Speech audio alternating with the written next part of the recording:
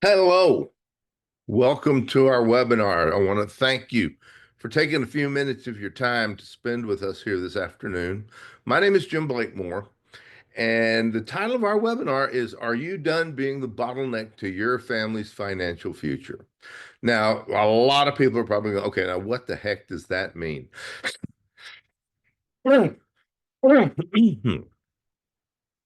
Why would somebody be the bottleneck to their family's financial future?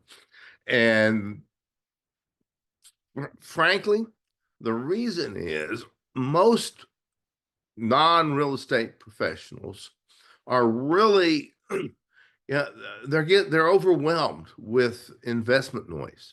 They're not they're not sure how to select the best investments. They're not sure of what they should do to protect their family's financial future.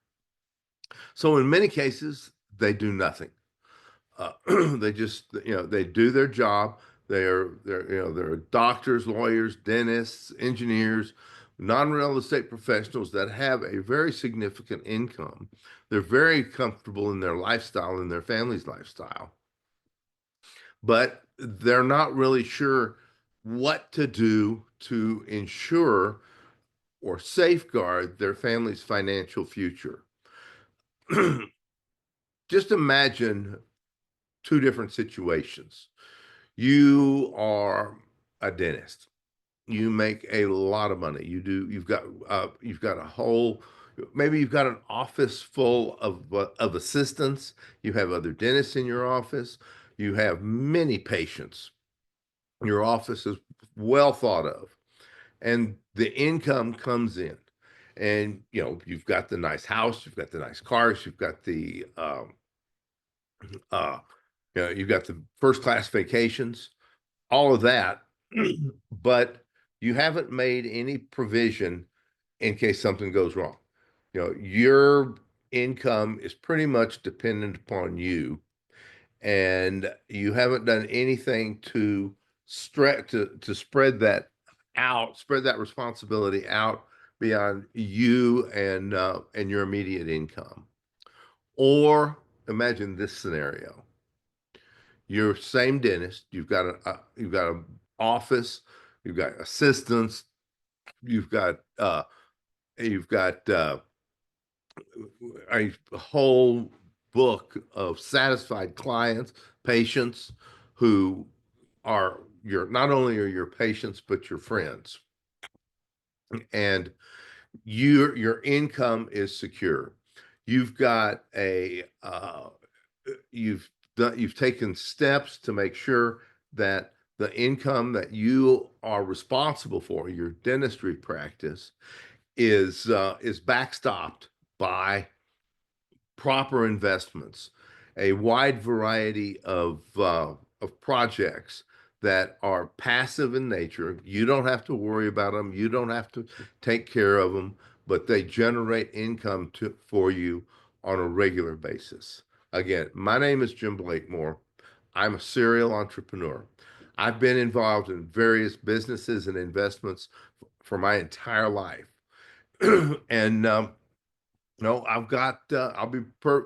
I was gonna. I'll say it. I've been involved in ventures and adventures in business, and some of them have been very lucrative.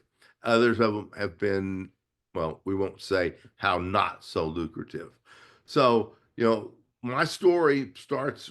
Uh, my story starts in when I was in college. I was. I was. Grew up in an entrepreneurial family. My family's history starts with my great granddad, who came to Texas as a teenager. He started a business. The business burned down. He lost everything. He started sweeping floors in a sawmill to make money. He wound up buying the sawmill, turning that sawmill into the largest lumber company in Texas. Along the way, he got into the oil business and became very successful as an oil man. He became very successful as a real estate developer. He became very successful as a publisher of newspaper publisher and radio station owner. He also got in the ranching business and owned thousands and thousands of acres of Texas ranch land. I thought that was a great idea. I his empire was handed down to his kids and then to their kids, and that's where I came in. I grew up in that environment. My dad and my mom were entrepreneurs. They loved working. They worked for themselves. They had a very significant income from the oil and gas business and the ranching business. I went off to college, and in spite of the fact being brought up as an entrepreneur and growing up in an entrepreneurial family, I had always heard the old story: go to college, get an education, get a good job, get benefits, work 40 years, and get a pension and retire. But, even though I'd heard that over and over and over again, it just didn't sit right for me. Something didn't feel right about it. And I didn't know what that was. I didn't know how to quantify that feeling or how to make it, how to understand what it meant.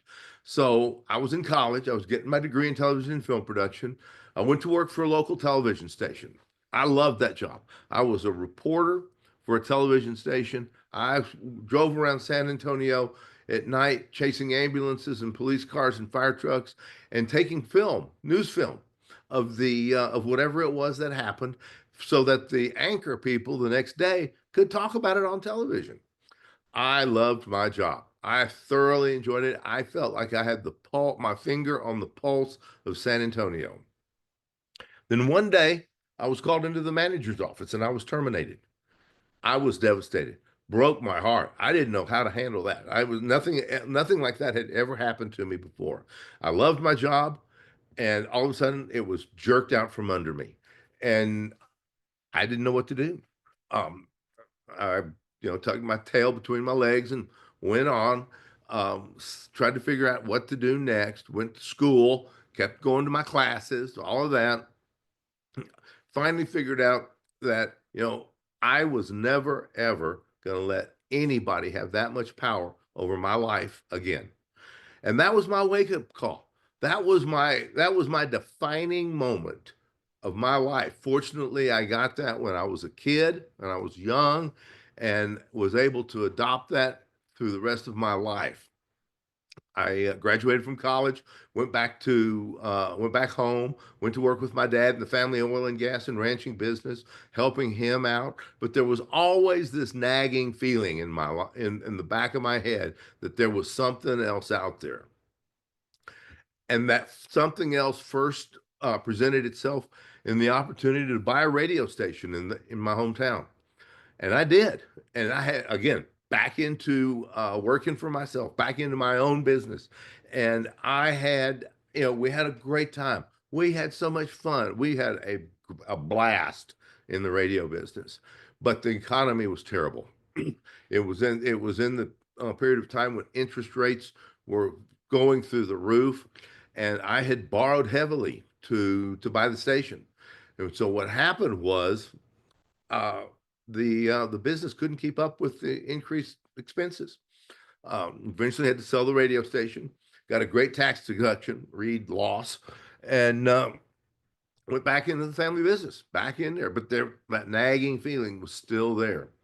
I got into the direct sales business and was building a team in the direct selling business. All this time, I'm still working in the family business.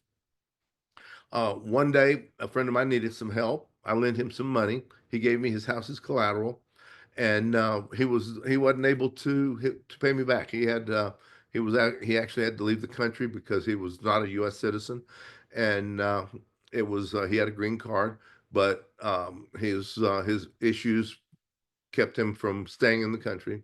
So I wound up with the house, turned it into a rental property, another side venture there. This was my next little side hustle, and the business was good. The real estate business, the rental property business was good to me. In fact, it was so good, I bought more. and I bought more and I bought more. I had a number of rental houses. The oil business kept getting better and better and better, and of course that paid me a very nice income. But the side hustle was doing very well. And finally, it just got to be to the point where the houses were worth so much money, it was stupid not to sell them.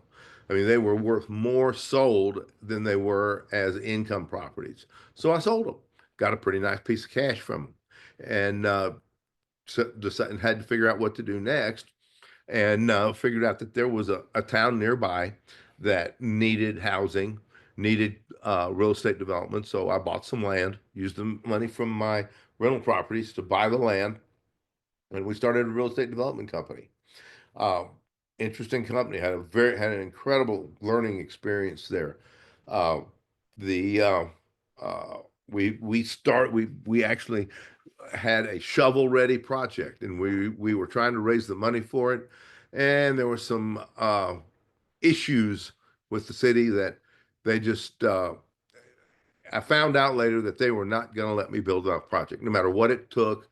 I was not going to be able to build that project. For some reason they had it out for me, so I moved on. uh, Again, great tax deductions, great learning experience, uh, no income. Moved on, sold the land, put the land into, that money into some apartment complexes. Got in the apartment business in Milwaukee, Wisconsin. Why Milwaukee, you may ask? Well, it was because I had a partner up there, and if but the apartments weren't just that uh, uh, they weren't that nice. In fact, if you looked up the definition of slumlord in the dictionary, you'd probably see my picture there. But anyway, this time the economy was good to me. And the one thing I decided, one thing I did decide was that I didn't like being an operator. I didn't like tenants, trash, toilets, and nor did I like 4 o'clock phone calls telling me that the police were breaking down one of my apartment building or one of my apartment doors to get after the bad guys that were inside. So I decided to sell the units. I did pretty well. This time the economy was good to me. I walked away with a handsome amount of income from these projects, and next turned around and had to figure out what to do next.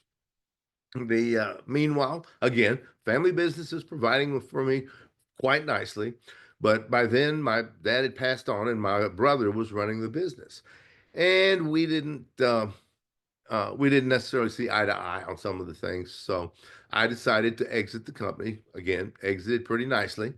But there I was trying to figure out what to do next. I love to tell people that, yeah, for the next 2 years, I kind of sat around and looked at stuff and tried to figure out what I wanted to do when I grew up. And I did. I looked back at all my experience. I looked back at all I had done, and looked back at where, the strengths I had, and the lessons that I had learned, and decided to uh, help investors in the real estate business. Decided to help these engineers and these doctors and the lawyers and all that I knew who were making good money, but were looking for safe, secure investments for to help build their family's wealth. And I started Iron Mountain Capital Group. Now, one of the things I had to look at was, okay, as a as an investor, I had to put myself in the investor's point of view. What were the hidden flaws that were sabotaging their wealth building goals? Most of the time, these are people that are professionals. They're non-real estate professionals. They've got very, very good businesses, very, very good incomes, but they don't have the knowledge or the experience to vet real estate projects or other investment projects. Now, a lot of people have financial advisors. They have they work with Schwab or Edward Jones or people like that, and use them to invest their money. But the problem with these large investment companies Schwab, Edward Jones, Merrill Lynch, all these guys have got products of their own, and they want you to buy their stuff.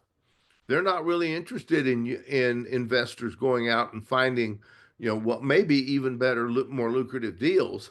They want the investors to buy their own investment products. And so the point of that, all of that is that, the client's career success may not actually equal investment success. Just because you're a great dentist doesn't mean you're a great investor.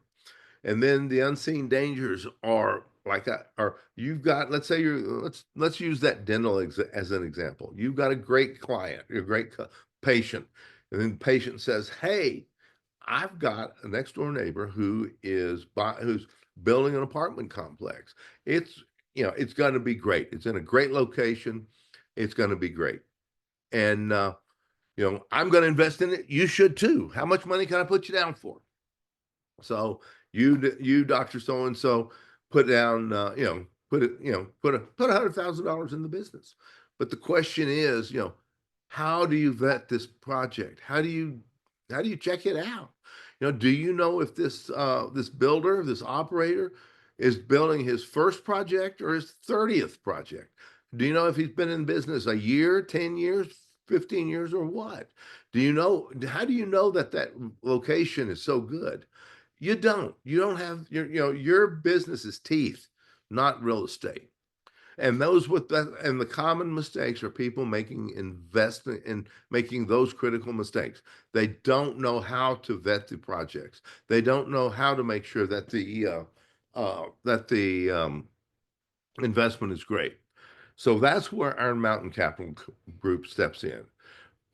I looked at all these things. Most of these kind of problems I had been a victim of in the past. A friend of mine's friends came in and said, "Hey, this is going to be a great investment." And I invest, and guess what? It wasn't. Or so what I've done is I have tried to make it so that uh, try to figure out how to make the best investments possible. So I've looked at a couple of different things. One of the things I've decided to focus on is cash flow investments, so that the money an investor puts in actually grows, actually has a return. So many people just invest for equity increases. I'm a cash flow guy. I think cash you can't spend that equity until you cash it out.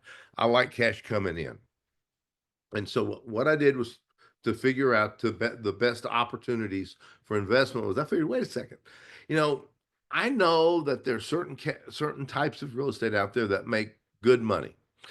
But I've already decided I don't want to be an operator. So I decided to find the best operators in the business. And I'm looking in mobile home and RV parks, self-storage units, multifamily projects, vacation rental projects, oil and gas projects, that sort of thing. These are all projects that grow in value and provide income. And I figured that if I found the best operators, the guys that were the most successful in those asset classes, then I wouldn't have to be so worried about if the project was going to be good or bad. Nor would I have to be that concerned about the economy. I figure that if these guys have been in business long enough and had enough experience, that what would happen, they would be able to choose the best projects possible. And because of their experience, if things were going south, they would know how to make sure that they could right the ship. So that was my first consideration. My second consideration was, hey, I have been, and this again, been a victim of this, was approached by an operator, by a syndicator, to invest in his project. Learned from the first time I checked the project out. I went through and had some experts that I know in the business look at the project, look at the economy in the area, looked at all of the variables, and tell me if what they thought of the project.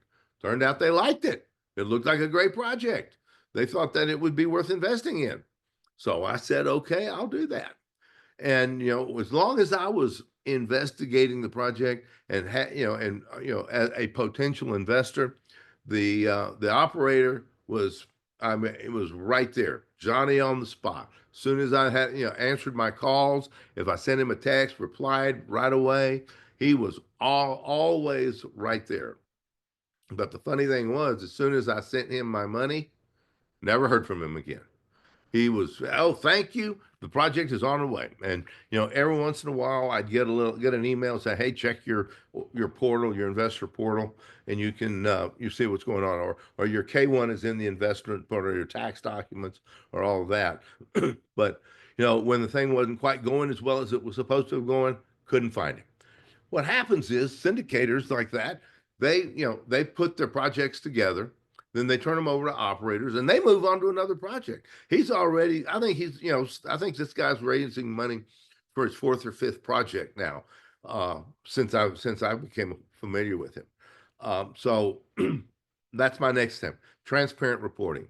If you invest with me, you'll know what's going on. I promise that is one of the most important. My communications is one of the most important things I can do.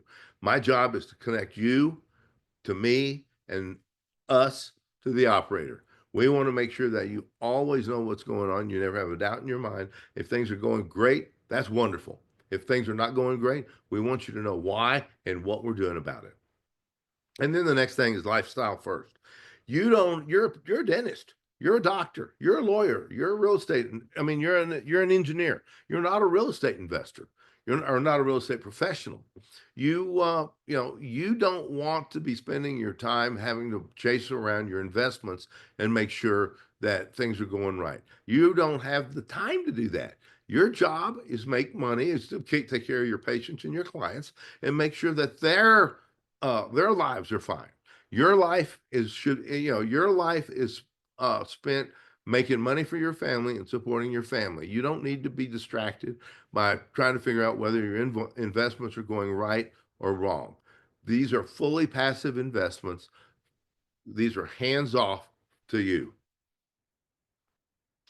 One of the guys, Michael Avery is my example.